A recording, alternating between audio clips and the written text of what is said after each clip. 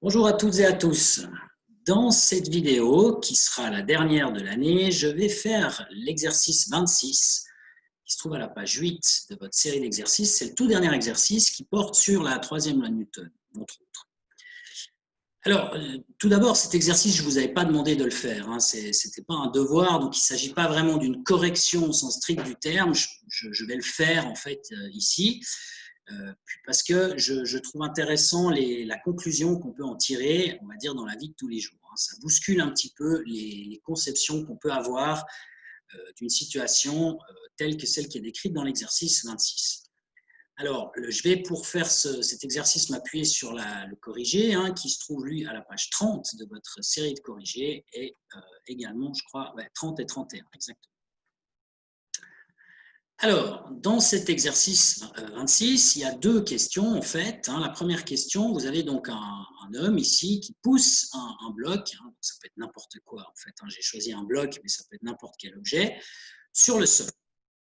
Et donc, la première question, relativement simple, représenter d'une couleur toutes les forces qui s'exercent sur l'homme et d'une autre toutes celles qui s'exercent sur le bloc. Donc, je vais dessiner, par exemple, en rouge les forces qui s'exercent sur l'homme et, disons, en vert, celles qui s'exercent sur le bloc. J'ai fait ça dans le corrigé qu'il y a ici. Alors, il s'agit d'abord de se représenter, d'imaginer quelles sont les forces en présence. Voilà. Alors, commençons par l'homme, par exemple. Voilà. Alors, l'homme, en fait, lui, il subit évidemment une force de pesanteur, un poids, qui est, comme toujours, verticale et dirigée vers le bas. C'est cette force, ici, le poids PH. Comme il est posé sur un sol qui est horizontal, il va subir une force de soutien, et cette force de soutien, étant donné que le sol est horizontal, la force de soutien, elle est perpendiculaire au sol, donc elle est verticale. C'est la force que je dessine en ce moment-là, la deuxième ici qui est écrite dans la liste. Alors ensuite, un peu plus difficile, la personne, en fait, l'homme ici, je vais dessiner ça en jaune, exerce un mouvement avec le pied en poussant qui va contre l'arrière. Donc ça veut dire qu'en fait, l'homme ici va pousser le sol en direction de l'arrière. Alors qu'est-ce qui se passe? Si le sol est glissant, si c'est par exemple sur de la glace, eh bien le pied va glisser et puis il ne se passe rien du tout. Mais s'il y a une certaine adhérence, comme c'est le cas la plupart du temps sur le sol, eh bien, étant donné que l'homme va pousser sur le sol, alors, avec une force vers l'arrière, ça c'est la force que l'homme exerce sur le sol, en vertu de la troisième loi de Newton, l'homme il va subir une force de la part du sol qui est identique, même direction, mais dans le sens opposé. Alors cette force-là, c'est en réalité l'équivalent de la force de frottement sur le sol. C'est la force d'adhérence des chaussures, on va dire, de l'homme sur le sol. Donc, c'est la force que le sol exerce sur l'homme. C'est ce que j'ai marqué ici, la force de frottement que le sol exerce sur lui. Et cette force, donc, elle est dirigée vers l'avant, étant donné que lui pousse, encore une fois, il pousse vers l'arrière, il pousse le sol vers l'arrière, donc le sol pousse l'homme vers l'avant.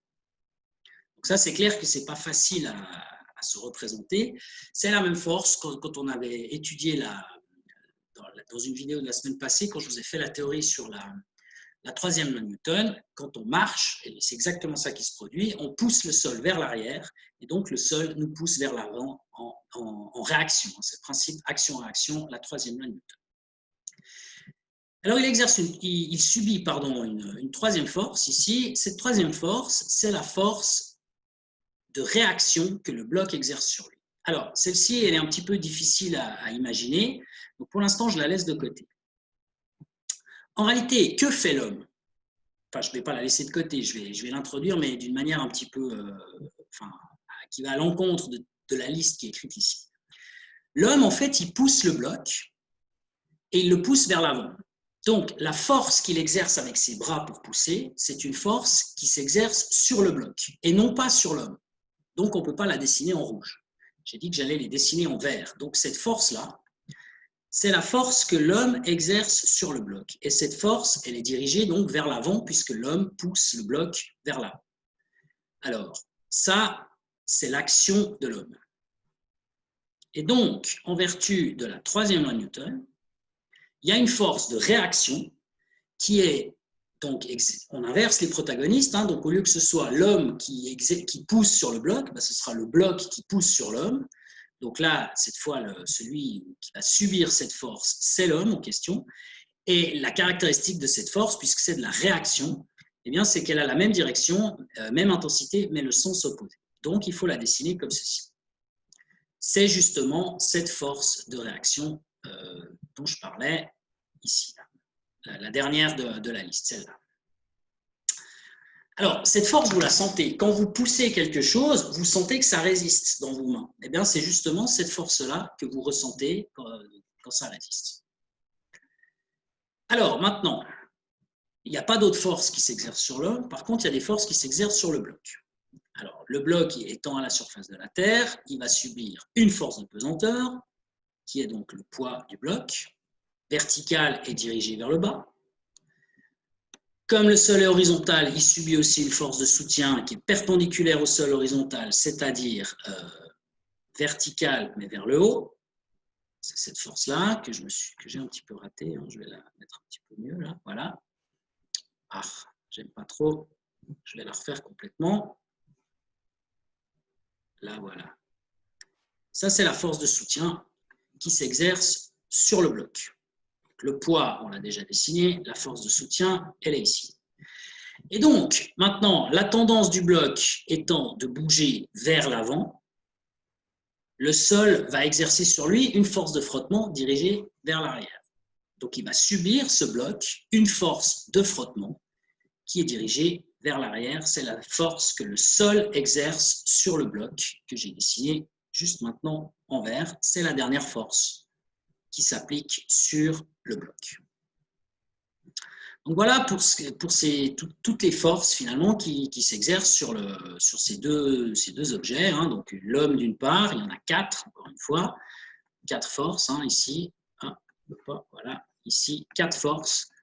Et puis sur le bloc, il y a aussi 4 forces qui ont été représentées en vert. Donc voilà pour les forces. Alors maintenant, lisons la suite de l'exercice, c'est-à-dire la partie B. Alors, la partie B, la question est la suivante. Quelle est la condition en termes de force pour que l'homme arrive à faire bouger le bloc? Alors, je vous le dis tout de suite, peut-être que ce n'est pas votre cas, mais en général, quand je pose cette question aux élèves au début de l'exercice, la réponse qu'on me donne, quasiment à chaque fois, c'est il faut que la force avec laquelle l'homme pousse sur le bloc soit plus grande que la force de frottement qui agit au sol. Et c'est vrai que c'est assez naturel de penser comme ça. Je pense, moi aussi, que si j'avais été à la place d'un étudiant dans ma propre classe et qu'on me posait cette question quand j'étais étudiant, donc à 16-17 ans, probablement que j'aurais répondu ce genre de choses. Parce que c'est assez légitime, hein, c'est un peu le bon sens en quelque sorte. Hein. On pousse le bloc en avant, mais il y a une force qui retient, donc normalement, la force avec laquelle on pousse en avant doit être plus grande que la force qui retient pour que l'objet, le tout, puisse bouger. Eh bien, vous allez voir que justement, ce n'est pas le cas, en fait. Alors, comment est-ce qu'on peut résoudre ce problème pour démontrer finalement quelle est justement cette condition?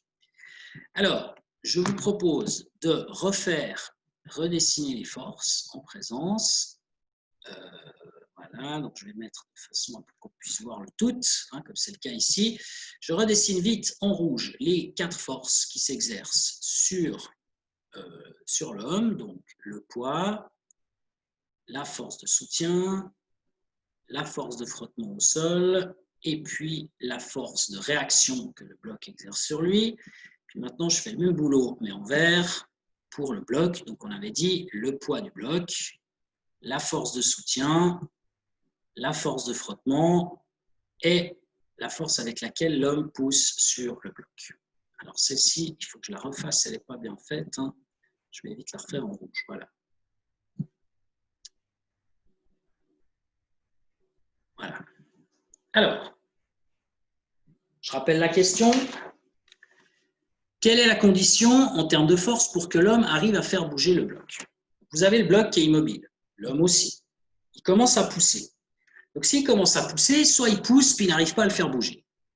Et dans ce cas-là, on ne répond pas à la question. Donc, s'il arrive à le faire bouger, ça veut dire qu'en fait, le bloc, il va accélérer, puisqu'il part d'une situation où il est immobile et que tout d'un coup, il se met à bouger. Donc, ça veut dire que le bloc va subir une accélération, et cette accélération, elle est forcément horizontale.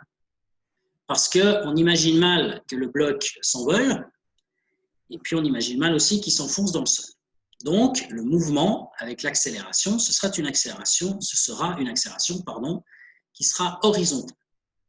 Donc, l'accélération du bloc sera horizontale. Et l'homme, en fait, s'il arrive à faire bouger le bloc, eh bien, il va subir une accélération qui sera aussi horizontale et qui sera en réalité la même. Ce sera exactement la même que l'accélération du bloc, parce que les deux vont bouger en même temps. Donc, on peut déjà écrire ici que l'accélération de l'homme sera égale à l'accélération du bloc, et puis donc on écrira A tout court, hein, si jamais on doit écrire. Il n'y a qu'une seule accélération, celle-ci et celle-ci, c'est la même. Alors, comme ces accélérations sont horizontales, qu'est-ce qui va se passer? Donc, je lis le corrigé. Si l'homme arrive, donc je suis ici, si l'homme arrive à faire bouger le bloc, le mouvement est horizontal. De ce fait, qu'est-ce qui va se passer? Si les forces sont horizontales, eh bien, ça veut dire que toutes les forces verticales se compensent en fait. Sinon, s'il y en avait plus qui allaient contre en haut, ben, le bloc aurait tendance à s'envoler. S'il y avait plus de forces qui allaient contre en bas, le bloc aurait tendance à s'enfoncer dans le sol. Donc, vu que les forces sont, les accélérations, le mouvement est horizontal, eh bien, les forces dirigées verticalement doivent se compenser. Alors, pour l'homme, ben, il y en a deux de verticales. Il y a le poids et le soutien. Donc, ces deux doivent se compenser. C'est la phrase que j'ai écrite ici. En ce qui concerne l'homme, son poids pH et la force de soutien qu'il subit de la part du sol se compensent.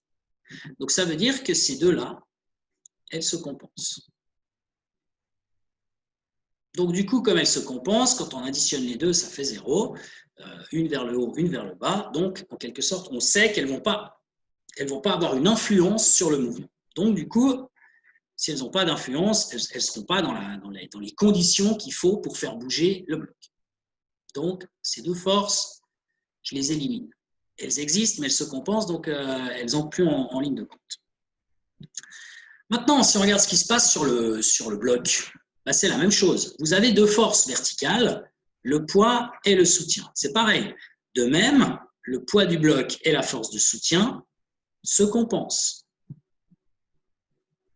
Puisque le bloc bouge, s'il bouge de manière horizontale. Donc, ça veut dire qu'il y a autant de force qui le pousse contre en haut que de force qui le pousse contre en bas. Donc, ces deux forces-là, elles se compensent.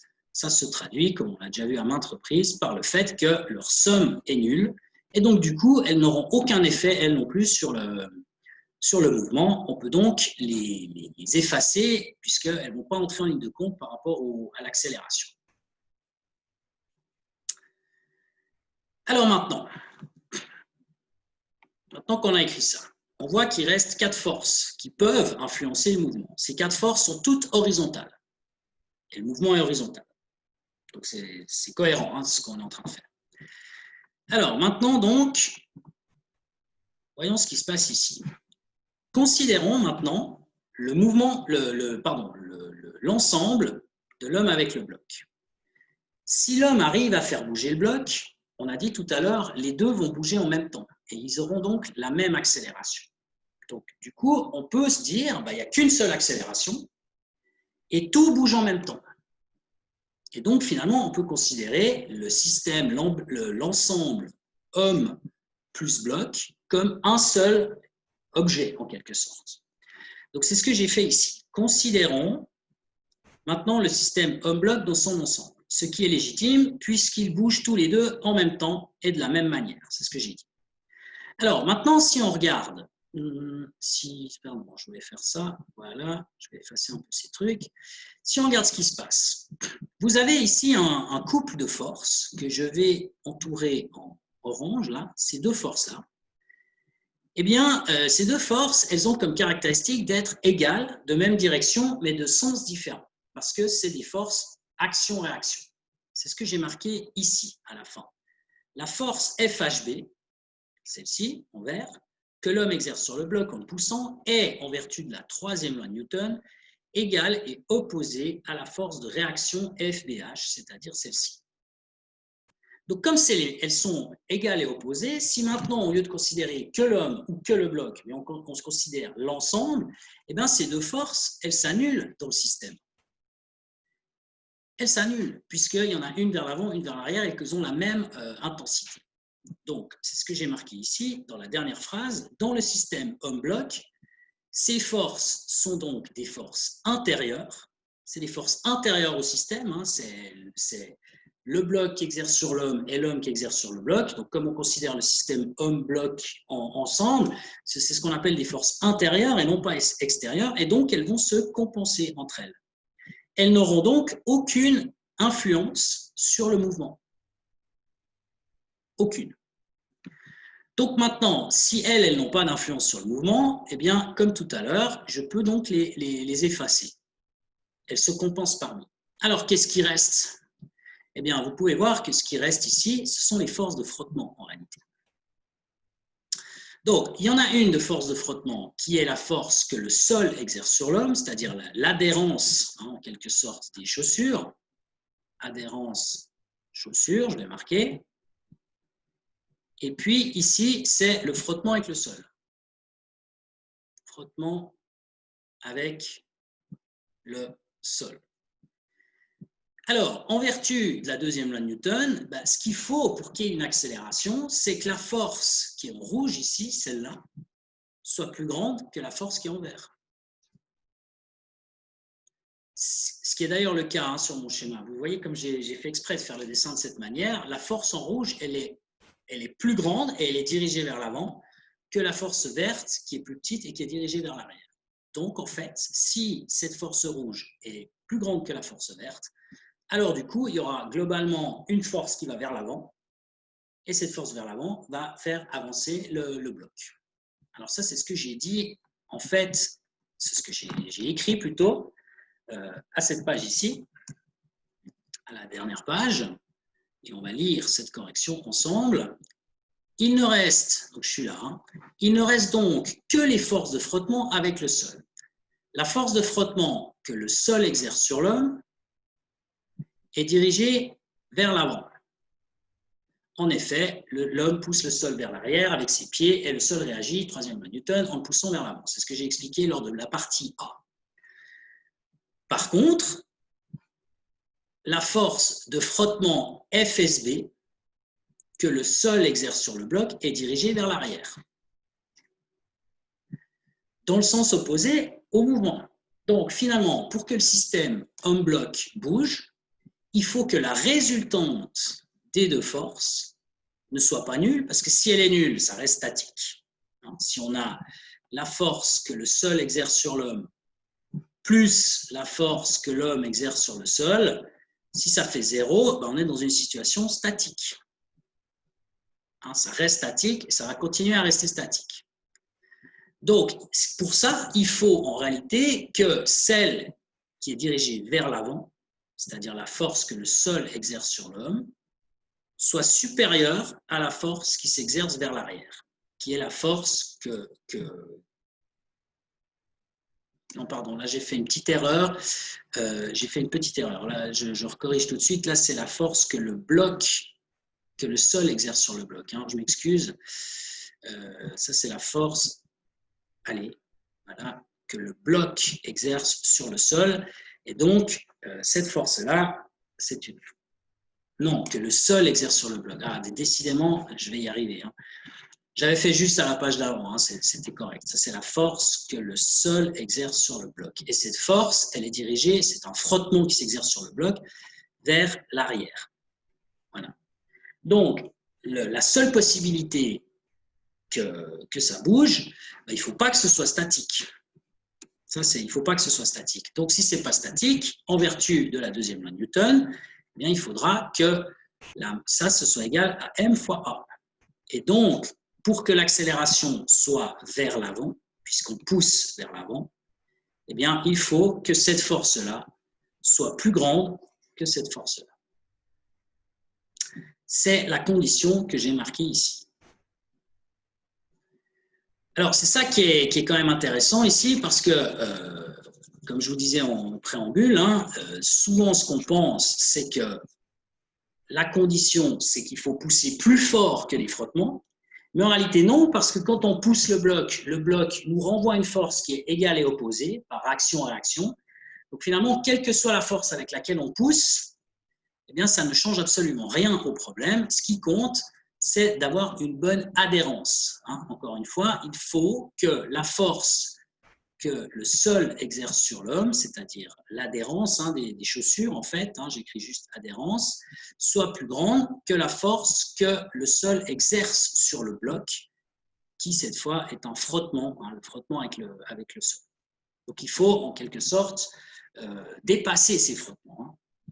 C'est ce que j'ai marqué ici. Ainsi, pour que l'homme arrive à faire bouger le bloc, il faut que la force de frottement qu'il subit de la part du sol, donc l'adhérence, soit, je vais le faire en rouge, voilà, il faut que la force de frottement qu'il subit de la part du sol soit plus grande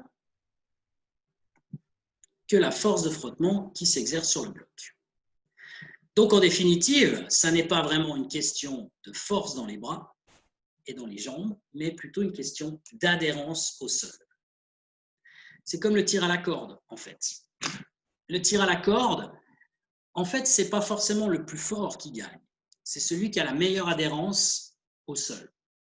Si par exemple, vous prenez moi-même, qui n'ai pas une réputation d'être quelqu'un de particulièrement costaud, si moi je fais du tir à la corde sur de la glace, par exemple, avec des crampons, des chaussures à clous qui s'accrochent dans la glace, puis que je fais du tir à la corde contre, je ne sais pas moi, The Rock, par exemple, qui lui, par contre, est connu pour être costaud, mais qu'il est en petites chaussures, en petites baskets sur la glace, sans prétention, je suis quasiment sûr que je vais gagner.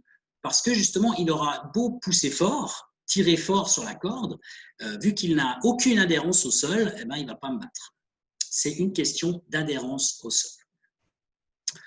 Donc voilà pour cet exercice qui était le dernier de la série, l'exercice 26. Encore une fois, je ne vous avais pas demandé de le faire, donc je voulais juste vous présenter ces conclusions qui sont un petit peu, qui vont un peu à l'encontre de ce qu'on peut imaginer de prime abord par rapport à la situation qu'on a évoquée.